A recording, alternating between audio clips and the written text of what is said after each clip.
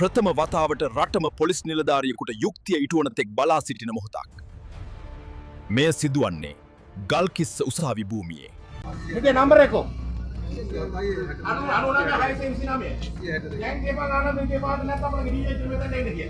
ගුණරත්න වන්නිනායක කියන මේ නීතිඥයාගේ කනිෂ්ඨ නීතිඥයෙකුට පහර දුන්නා කියලා තමයි මෙයා මේ පොලිස් නිලධාරියට බන්නේ. මම දන්න මේ මොන හුකන්නේද නු?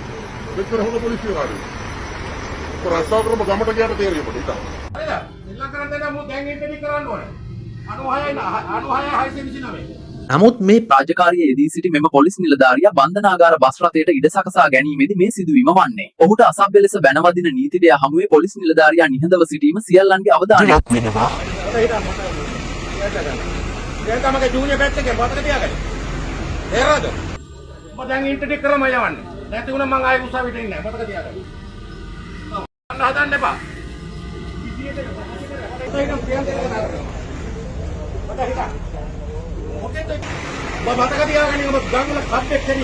දැනගන්න ලැබෙන විදියට අලුතෙන් පත්වීම් ලැබපු මේ පොලිස් නිලධාරියාත් විවාහ වෙලා මාස 6ක් පමණ ඉලු වෙන්නේ.